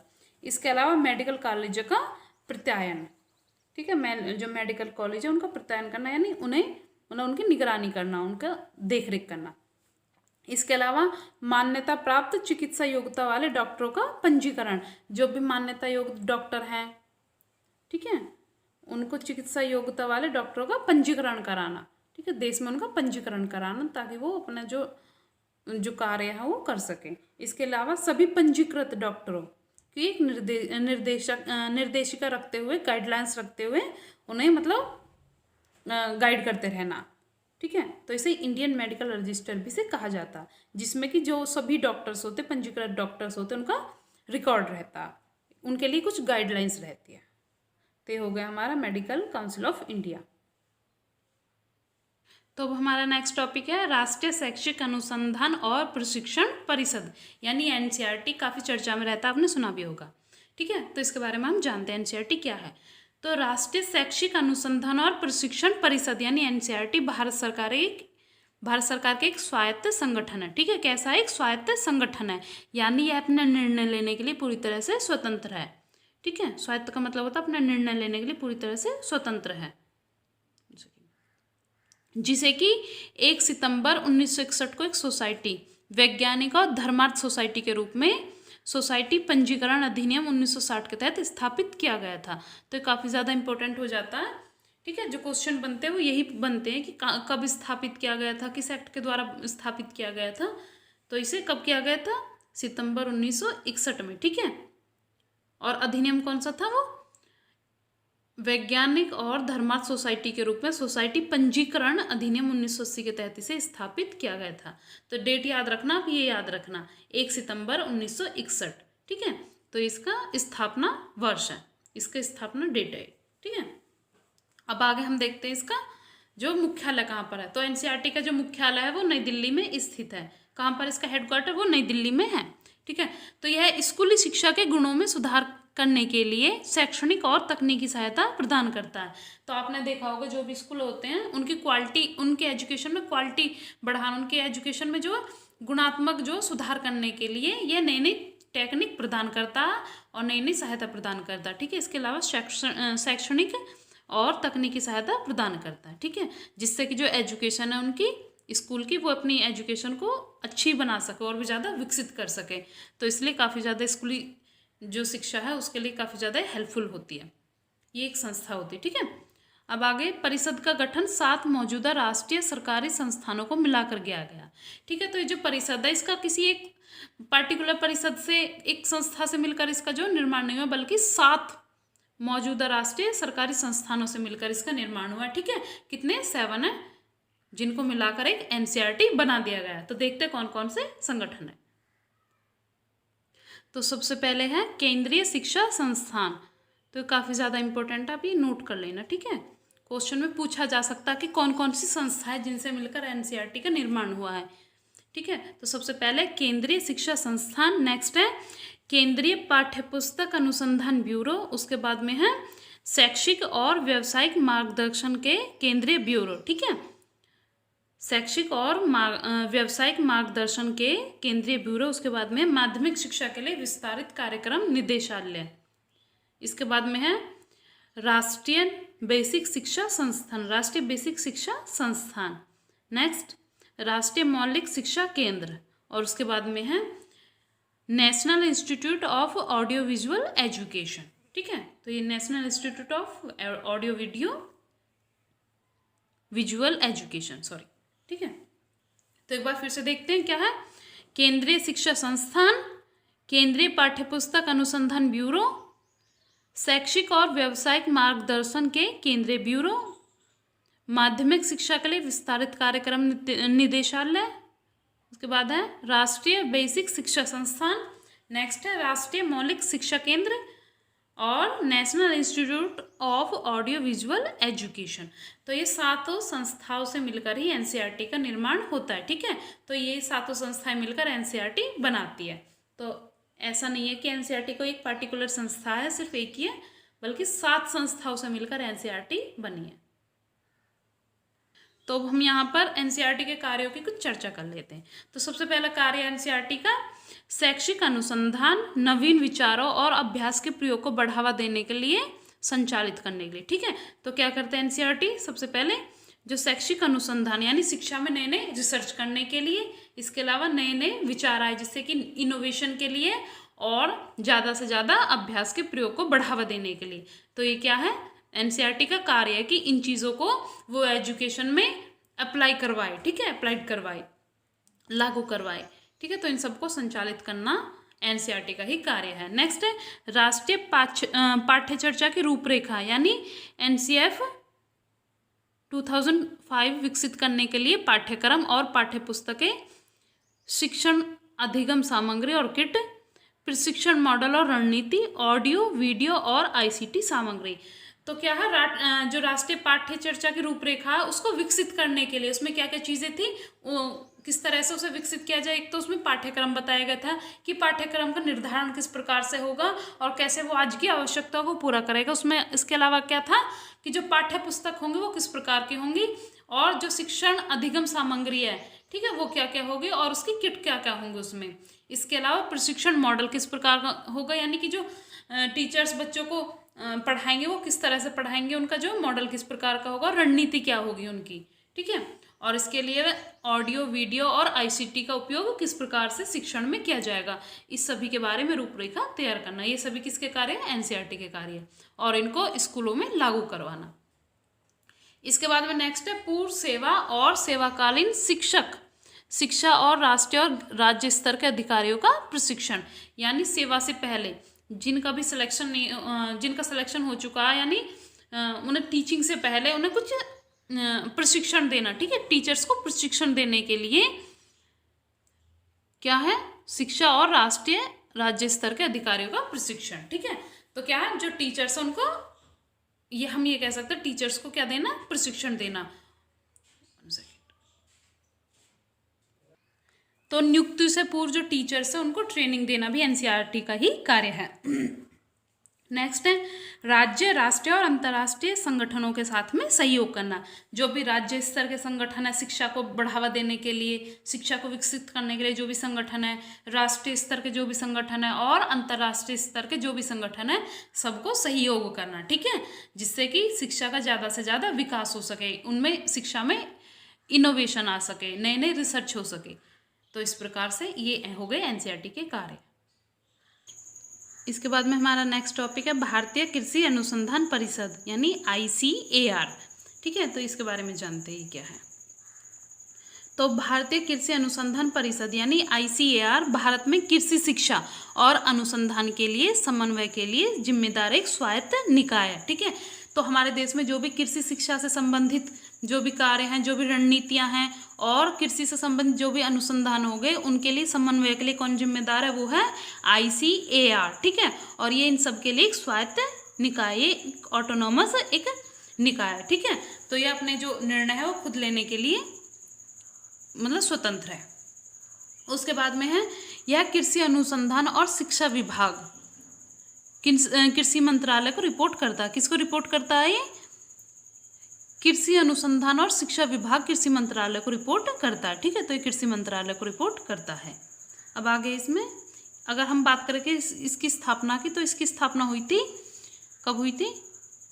16 जुलाई 1929, 16 जुलाई 1929 को हुई थी, ठीक है। किस एक्ट के तहत? सोसाइटी पंजीकरण अधिनियम 1960 के तहत इसकी स्थापना हुई थी, ठीक है। तो फिर से देखते हैं, इसकी स्थापना 16 जुलाई 1929 को सोसाइटी पंजीकरण अधिनियम 1960 के तहत एक पंजीकृत सोसाइटी के रूप में की गई थी, ठीक है, जो कि रॉयल कमीशन फॉर एग्रीकल्चर की रिपोर्ट के अनुसरण में था। किसकी? ये पहले से किसी रिपोर्ट के अनुसरण में था। कौन सी रिपोर्ट थी वो? रॉयल कमीशन फॉर एग्रीकल्चर, ठीक है, उस रिपोर्ट में पहले से अनुसरण में था। इसके बाद में 1965 और 1973 में इसका पुनर्गठन किया गया, ठीक है। इसको आवश्यकताओं के अनुरूप ढालने के लिए, समय के अनुरूप इसे ढालने के लिए इसका बाद में 1965 में और उसके बाद में भी फिर से 1973 में इसका फिर से पुनर्गठन किया गया, ताकि ये आज की आवश्यकताओं के अनुरूप कार्य कर सके। और इसका जो मुख्यालय है ICAR का, इसका मुख्यालय है नई दिल्ली में। कहाँ पर है इसका? नई दिल्ली में। इसके बाद में जो केंद्रीय कृषि मंत्री होते हैं, हमारे देश के जो एग्रीकल्चर मिनिस्टर होते हैं, वो इसके अध्यक्ष होते हैं। ये सबसे इम्पोर्टेंट चीज़ ये है, ठीक है। तो क्वेश्चन बन सकता है कि ICAR यानी भारतीय कृषि अनुसंधान परिषद के अध्यक्ष कौन होते हैं, तो वो होते हैं इसके कृषि मंत्री, ठीक है। यह दुनिया में कृषि अनुसंधान और शिक्षा संस्थानों का सबसे बड़ा नेटवर्क है। सबसे बड़ी चीज़ है ये, सबसे इम्पोर्टेंट फैक्ट है कि जो दुनिया में कृषि अनुसंधान और शिक्षा है, शिक्षा संस्थान उनका सबसे बड़ा नेटवर्क है। अब आगे इसमें ICAR कृषि और विज्ञान की उन्नति के लिए योजना और अनुसंधान, शिक्षा, प्रशिक्षण और प्रौद्योगिकी हस्तांतरण को बढ़ावा देता है। तो क्या काम है इसका मुख्य जो है, एक तो कृषि और विज्ञान की उन्नति के लिए, ठीक है, जिससे कि कृषि और विज्ञान में ज़्यादा से ज़्यादा विकास हो सके, और उसकी योजना और अनुसंधान के लिए शिक्षा, प्रशिक्षण और प्रौद्योगिकी हस्तांतरण को बढ़ावा देता है।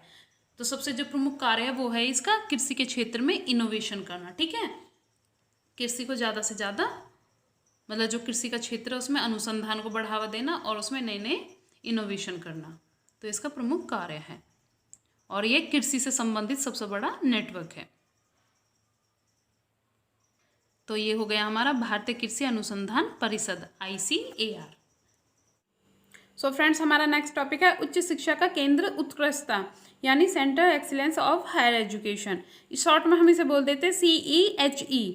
तो क्या है centre excellence of higher education, तो इसके बारे में जानते हैं। तो centre excellence of higher education यानी CEHE एक गैर लाभकारी संगठन है। कैसा संगठन है? गैर लाभकारी संगठन है, ठीक है, जो कि उच्च शिक्षा में मुक्त बाजार के विचारों का समर्थन करता है। क्या है इसका मुख्य जो उद्देश्य, वो है उच्च शिक्षा के क्षेत्र में मुक्त बाजारों के विचारों का समर्थन करना। यानी ऐसा नहीं होनी चाहिए, जो हमारी हायर एजुकेशन वो ऐसी नहीं होनी चाहिए कि वो सिर्फ जो अध्यापक केंद्रित हो, ठीक है, उसमें विद्यार्थियों को कुछ समझ में ना आए, बल्कि इस तरह की होनी चाहिए कि विद्यार्थी भी अपना उसमें पॉइंट ऑफ व्यू रख सके, यानी मुक्त बाजार के विचार उसमें होने चाहिए। अगर हम बात करें इसके गठन का, तो इसका जो गठन है वो 2007 में हुआ था। और किस लिए हुआ था? ये उन्नत अध्ययन के केंद्र जैसे कि CAS, इसके अलावा विशेष सहायता विभाग DSA और अंतर्राष्ट्रीय स्तर पर तुलनीय मानकों वाले इंटर विश्वविद्यालय केंद्रों की योजना के तहत किया गया था, ठीक है। तो एक योजना बनी थी इन संगठनों को मिलाकर, जिस योजना के तहत इसका जो गठन 2007 में किया गया था। अब बात करते हैं इसके सबसे प्रमुख उद्देश्य की। तो इसका जो मुख्य उद्देश्य था वो था उच्च शिक्षा और अनुसंधान क्षेत्र में गुणवत्ता इनपुट प्रदान करना। तो क्या है? उच्च शिक्षा और अनुसंधान क्षेत्र में गुणवत्ता इनपुट प्रदान करना इसका सबसे प्रमुख उद्देश्य था। तो ये तो हो गया हमारा central excellence of higher education. Next है हमारा फार्मेसी काउंसिल ऑफ इंडिया यानी PCI। तो फार्मेसी काउंसिल ऑफ इंडिया भारत सरकार की एक वैधानिक संस्था है। सो फ्रेंड्स, वैधानिक संस्था का मतलब है कि यह जो संस्था फार्मेसी काउंसिल ऑफ इंडिया, यह भारत में एक एक्ट के द्वारा इसे स्थापित किया गया था, कानून के द्वारा इसे स्थापित किया गया था, ठीक है। तो ये क्या होगी? वैधानिक संस्था, जिसे फार्मेसी रेगुलेशन के लिए फार्मेसी एक्ट 1948 के तहत गठित केंद्रीय परिषद भी कहा जाता है। तो इसका जो दूसरा नाम है उसे कहा जाता है केंद्रीय परिषद, ठीक है। किस एक्ट के तहत? फार्मेसी रेगुलेशन के लिए फार्मेसी एक्ट 1948 के तहत। फिर से देखिए, फार्मेसी काउंसिल ऑफ इंडिया भारत सरकार की एक वैधानिक संस्था है, ओके, जिसे कि फार्मेसी रेगुलेशन के लिए फार्मेसी एक्ट 1948 के तहत गठित केंद्रीय परिषद भी कहा जाता है। इसे क्या कहा जाता है? फार्मेसी एक्ट 1948 के तहत गठित केंद्रीय परिषद भी, ठीक है। तो परिषद का गठन पहली बार 4 मार्च 1948 को किया गया था। तो क्वेश्चन बन सकता है कि जो फार्मेसी काउंसिल ऑफ इंडिया उसका पहली बार गठन कब किया गया? तो इसका जो पहली बार गठन है वो 4 मार्च 1948 को किया गया था। अब बात करते हैं इसका जो मुख्यालय वो कहाँ पर है? इसका मुख्यालय नई दिल्ली में स्थित है और स्वास्थ्य और परिवार कल्याण मंत्रालय के तहत नई दिल्ली में स्थित है, ठीक है। तो इसका जो मुख्यालय वो है नई दिल्ली में, और किसके तहत जो ये कार्य करती है संस्था या जो परिषद वो किस मंत्रालय के तहत कार्य करती है? वो है स्वास्थ्य और परिवार कल्याण मंत्रालय। क्या है? स्वास्थ्य और परिवार कल्याण मंत्रालय, जिसके तहत pharmacy council of India work करती है, जिसके अंडर में आती है। टॉपिक है हमारा उच्चतर माध्यमिक विद्यालय शिक्षा। तो इसके बारे में जानते हैं। इसमें सबसे पहला आती है प्राथमिक शिक्षा। तो प्राथमिक शिक्षा क्या है? आइए देखते हैं। तो राष्ट्रीय प्राथमिक शिक्षा मिशन यानी NEEM क्या है? NEEM, ठीक है। तो इसको जो है MHRD के तहत एक स्वतंत्र और स्वायत्त निकाय बनाया गया है। MHRD यानी जो हमारा मानव संसाधन विकास मंत्रालय, उसके तहत एक स्वतंत्र और स्वायत्त निकाय है। स्वायत्त का मतलब है कि ये अपने निर्णय लेने के लिए पूरी तरह से स्वतंत्र है, कोई भी बाहरी संस्था इनके ऊपर अपना नियंत्रण नहीं रख सकती, ठीक है। जो कि 1995 अक्टूबर में स्थापित किया गया था। तो आपका जो इसकी स्थापना वर्ष वो याद रखना, ये है 1995 अक्टूबर, ठीक है। तो इसे अक्टूबर 1995 में स्थापित किया गया था। इसका जो प्रमुख उद्देश्य था प्राथमिक शिक्षा मिशन का, तो इसका जो प्रमुख उद्देश्य वो था कि 6 से 14 वर्ष तक के जो सभी बच्चे उनको अनिवार्य और निःशुल्क शिक्षा प्रदान की जाए। क्या है? 6 से लेकर 14 वर्ष तक के सभी बच्चों को अनिवार्य और निःशुल्क शिक्षा प्रदान की जाए। तो ये हो गया हमारा प्राथमिक शिक्षा मिशन। अब नेक्स्ट है हमारा नेशनल ओपन स्कूल। ये क्या है?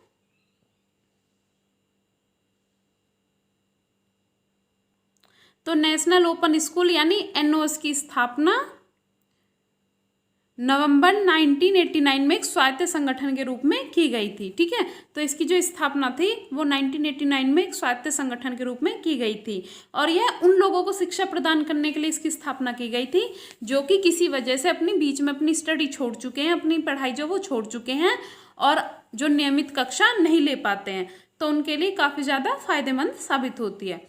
तो उनके लिए जो स्कूल छोड़ने वालों को शिक्षा प्रदान करता है और जो नियमित कक्षाओं में भाग नहीं ले पाते, यह उनको एजुकेशन या उनको डिग्री वगैरह प्रदान करता है।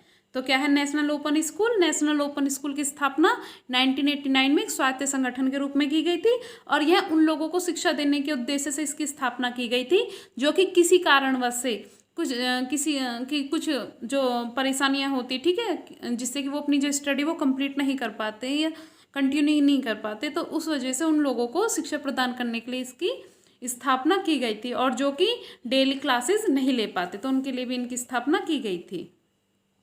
अब आगे हमारा केंद्रीय विद्यालय। ये क्या है? तो केंद्रीय विद्यालय भारत सरकार के स्कूल वेतन आयोग की सिफारिशों पर, किसकी पर? स्कूल वेतन आयोग की सिफारिशों पर 1962 में केंद्रीय विद्यालय संगठन की योजना को मंजूरी दी, ठीक है। तो इसकी जो स्थापना हुई थी वो स्कूल वेतन आयोग की सिफारिशों पर हुई थी, और कब हुई थी? 1962 में केंद्रीय विद्यालय संगठन की योजना को पहले तो मंजूरी दी गई, उसके बाद में 1965 में केंद्रीय विद्यालय एक स्वायत्त निकाय है, ठीक है, जिसे कि केंद्रीय सरकार के प्राथमिक उद्देश्य के साथ में स्थापित किया गया। इनका जो पूरी तरह से जो इन पर निगरानी होती है इन स्कूलों पर, वो केंद्र सरकार की होती है, इसलिए इन्हें केंद्रीय स्कूल कहा जाता है या केंद्रीय विद्यालय इन्हें कहा जाता है, सेंट्रल स्कूल। अब आगे हमारा नवोदय विद्यालय। ये क्या है?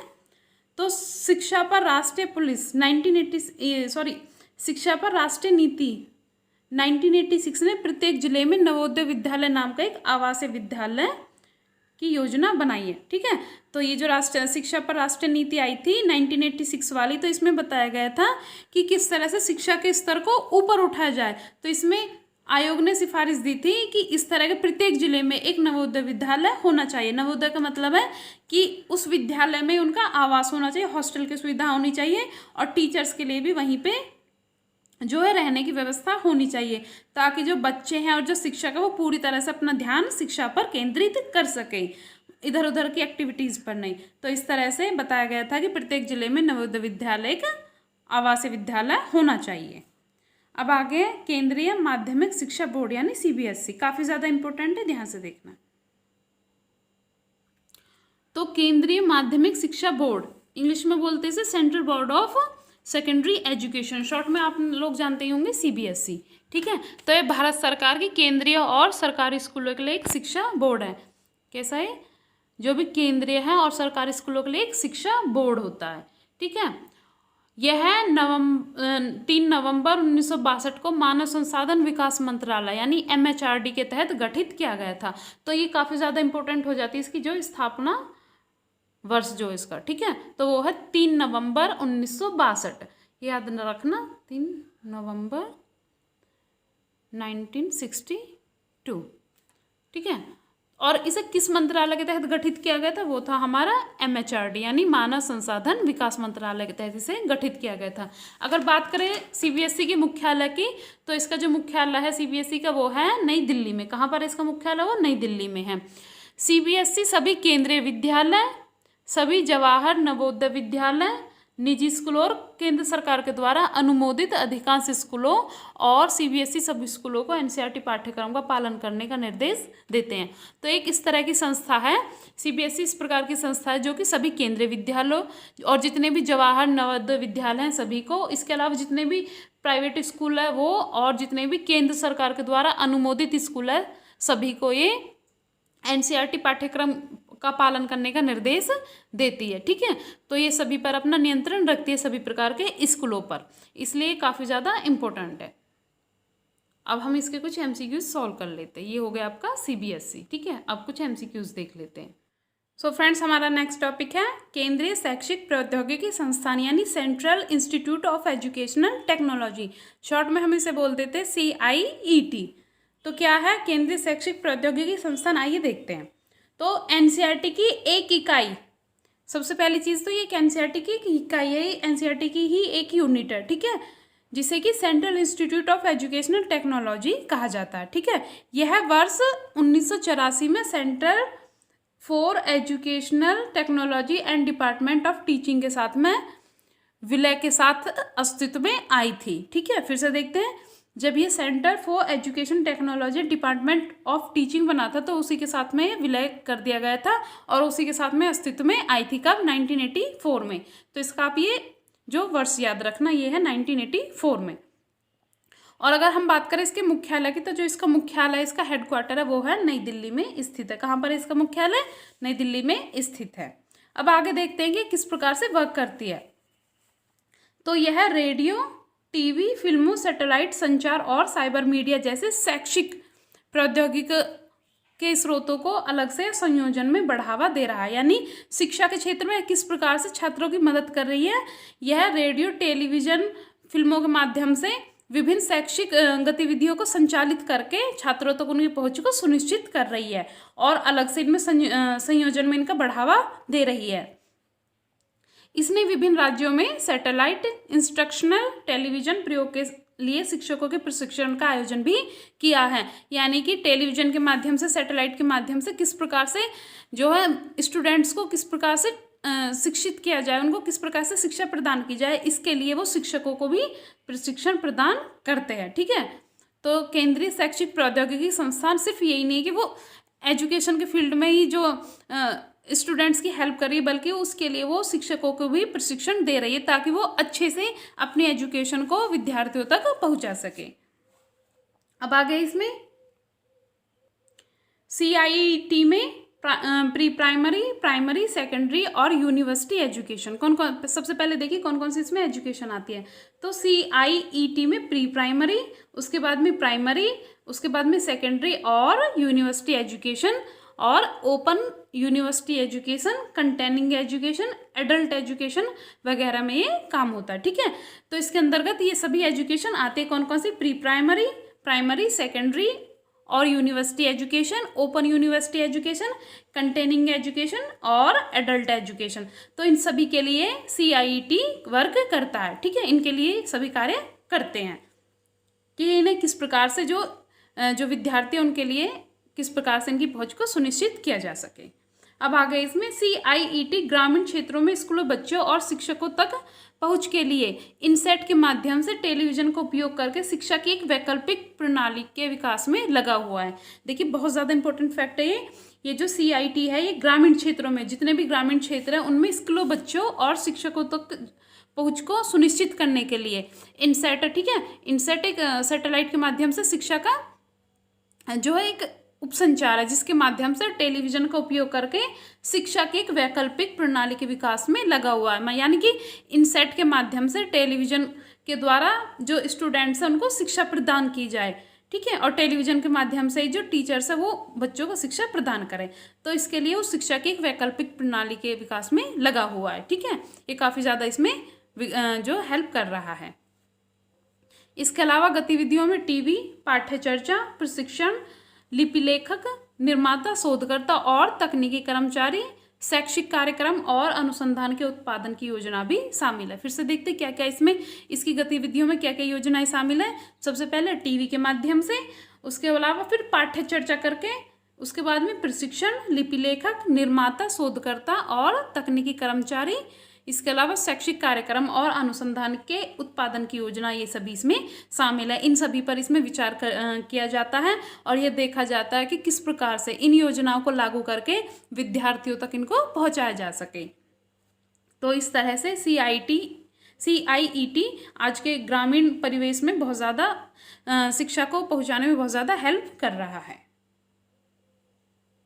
तो ये हो गया आपका CIET यानी केंद्रीय शैक्षिक प्रौद्योगिकी संस्थान। अब हम इसके कुछ MCQs सॉल्व कर लेते हैं। CIET का मतलब है यानी इसकी फुल फॉर्म क्या है? ऑप्शन ए है एकीकृत शिक्षा और प्रौद्योगिकी केंद्र, ऑप्शन बी है central institute for engineering and technology, option C है केंद्रीय शिक्षा प्रौद्योगिकी संस्थान, या ऑप्शन डी है एकीकृत मूल्यांकन प्रौद्योगिकी केंद्र। तो इसका जो सही आंसर है वो है ऑप्शन सी, केंद्रीय शिक्षा प्रौद्योगिकी संस्थान। सो फ्रेंड्स, अब हम चर्चा करते हैं मेटा कॉन्सेप्ट या मेटा अवधारणा पर कि क्या होती है मेटा अवधारणा। आइए जानते हैं। So friends, basically Meta concept का मतलब होता है कि अगर कोई छात्र है वो डॉक्टर बनना चाहता है तो उसे उसी से संबंधित अध्ययन कराया जाए, यानी उसे डॉक्टरी से संबंधित ही अध्ययन कराया जाए। और अगर कोई छात्र है वो लॉयर बनना चाहता है तो उसे केवल लॉ की ही शिक्षा दी जाए, जिससे कि जो छात्र है वो उसी पार्टिकुलर सब्जेक्ट में विशेषज्ञता हासिल कर सके, उसमें मास्टर हो सके वो। तो ये हो गया मेटा कॉन्सेप्ट का मतलब। अब आगे देखते हैं। तो इस आधुनिक युग में ज़्यादातर विश्वविद्यालय भारत में मेटा अवधारणा को स्वीकार करने की योजना बना रहे हैं। आज के टाइम में क्या हो रहा है, ये जो मेटा कॉन्सेप्ट है ये बहुत ज़्यादा पॉपुलर हो रहा है, ठीक है। तो इसी के साथ साथ जो इंडिया है, हमारे इंडिया में भी इसे बहुत ज़्यादा यूनिवर्सिटीज़ अपना रही हैं, ताकि जो स्टूडेंट्स हैं वो किसी भी पार्टिकुलर सब्जेक्ट में विशेषज्ञता हासिल कर सके। जैसा कि आप सभी जानते हो मेटा कॉन्सेप्ट विदेशों में बहुत ज़्यादा लोकप्रिय है। मेटा कॉन्सेप्ट क्या है, ये हमारे इंडिया से ज़्यादा विदेशों में ज़्यादा लोकप्रिय, जो डेवलप्ड कंट्री है, अमेरिका हो गया, UK हो गया, ठीक है, तो इनमें ये बहुत ज़्यादा लोकप्रिय है। और आप सभी जानते हो कि ये देश कितने ज़्यादा विकसित है। तो कहीं ना कहीं इनके विकसित होने के पीछे इनका ये मेटा कॉन्सेप्ट भी काम करता है, ठीक है, क्योंकि उनके छात्रों को उसी जो पर्टिकुलर सब्जेक्ट में जो शिक्षा दी जाती है और वो छात्र क्या ज़्यादा काबिल बन जाते हैं। तो मेटा अवधारणा को विदेशी विश्वविद्यालय द्वारा अपनाया जाता है और यह अध्ययन को आसान बनाता है। क्या है, जो विदेशी विश्वविद्यालय उसमें अपनाया जाता है और क्या है, जो स्टडी है उसको आसान बना दिया जाता है, ठीक है। यह ज़्यादातर उच्च अध्ययन के लिए है। किसके लिए? उच्च अध्ययन यानी हायर एजुकेशन के लिए ये, और छात्रों को अपने कौशल को बढ़ाने का मौका मिलता है। जो भी छात्र है अगर वो डॉक्टर बनना चाहता है तो उसे डॉक्टरी से संबंधित ही शिक्षा दी जाती है, जिससे कि जो छात्र है उसका कौशल बढ़ता है, ठीक है। इससे जो छात्र है उसका कौशल बढ़ता है। इसके अलावा छात्रों को किसी भी पाठ्यक्रम में अन्य कॉलेज में अध्ययन करने के दौरान दूसरे कॉलेज में प्रवेश लेने की अनुमति देता है। अगर कोई छात्र किसी कॉलेज में पर्टिकुलर सब्जेक्ट की स्टडी कर रहा है तो उसी दौरान वह दूसरे कॉलेज में भी प्रवेश ले सकता है, दूसरे कॉलेज में भी अन्य जो स्टडी कर सकता है, जो व्यक्तिगत रूप से सबसे अच्छा लगता है, ठीक है। तो एक साथ में जो स्टूडेंट्स होते हैं वो दो चीज़ों की जो स्टडी कर सकते हैं। अब हम देखते हैं मेटा यूनिवर्सिटी कॉन्सेप्ट के फायदे क्या क्या हैं। आइए देखते हैं। सबसे पहले यह है कि यह सभी छात्रों को उच्च शिक्षा को अधिक उदार और जनता के लिए सुलभ बनाने में के प्रयास में कार्य करता है। क्या है ये? क्या छात्रों को उच्च शिक्षा को अधिक उदार बनाता है, ठीक है, उसे अधिक फ्लेक्सिबल बनाता है और जनता के लिए सुलभ बनाने का प्रयास करता है, ताकि जो शिक्षा है वो प्रत्येक जनता तक सुलभ हो सके, प्रत्येक की उनकी पहुंच तक जो सुनिश्चित हो सके। इसके अलावा डिजाइनिंग, इसमें क्या क्या है, डिजाइनिंग पाठ्यक्रम और अपनी पसंद के विषयों को आगे बढ़ाने के लिए उनके लचीलेपन को बढ़ाने की अनुमति देगा, ठीक है। तो छात्रों का जिस चीज़ में मन होगा डिजाइनिंग में, और अपने हिसाब से वो पाठ्यक्रम भी चूज कर सकते हैं और अपने पसंद के विषयों को भी आगे वो मतलब पढ़ सकते हैं और उनमें आगे बढ़ने के लिए वो कार्य कर सकते हैं। नेक्स्ट है, यह छात्रों को नवाचार के लिए अनुकूल नए दिमाग बनाने में मदद करता है। जब छात्रों को उनके मतलब इंटरेस्ट के अकॉर्डिंग अगर हम जो अध्ययन कराएंगे तो वो क्या है, उनमें इनोवेशन आएगा, ठीक है, उनके अंदर नए नए विचार आएंगे, जिससे कि उनका जो माइंड है वो ज़्यादा अनुकूल बन पाएगा, ज़्यादा वर्क कर पाएगा, और जो उनकी कैपेसिटी है, छात्रों की कैपेसिटी वो ज़्यादा बढ़ जाएगी। तो इस तरह से मेटा कॉन्सेप्ट के द्वारा छात्रों के अंदर नवाचार की भावना आती है। नेक्स्ट है, यह छात्रों और शिक्षकों के बीच बातचीत को बढ़ाएगा। इसके द्वारा क्या होता है, जो छात्र होते हैं और शिक्षक होते हैं उनके बीच में जो वार्तालाप होता है वो बढ़ जाता है, उनकी बातचीत बढ़ जाती है, क्योंकि वे शिक्षण सामग्री, विद्वानों के प्रकाशन, अनुसंधान, वैज्ञानिक कार्य और आभासिक प्रयोगों को साझा कर सकते हैं। छात्र क्या है, जो अपने टीचर से पूछ सकते हैं किसी भी टॉपिक को लेकर, और जो शिक्षक है वो अपना जो एक्सपीरियंस है या फिर अन्य व्यक्तियों का एक्सपीरियंस है या फिर अपनी नॉलेज है वो छात्रों के साथ में मतलब बांट देते उसको, उनको जो शेयर करते, ताकि जो छात्र है वो भी फ्यूचर में इससे लाभ ले सके। नेक्स्ट है, इसमें इंटरनेट संचार बुनियादी ढांचों को प्रदान करेगा। इसके माध्यम से क्या होता है, इंटरनेट के माध्यम से जो बुनियादी ढांचे हैं वो छात्रों को आसानी से प्राप्त हो जाते हैं, जबकि जो विश्वविद्यालयों का एक नेटवर्क विभिन्न विषयों में पाठ्यक्रम प्रदान करेगा।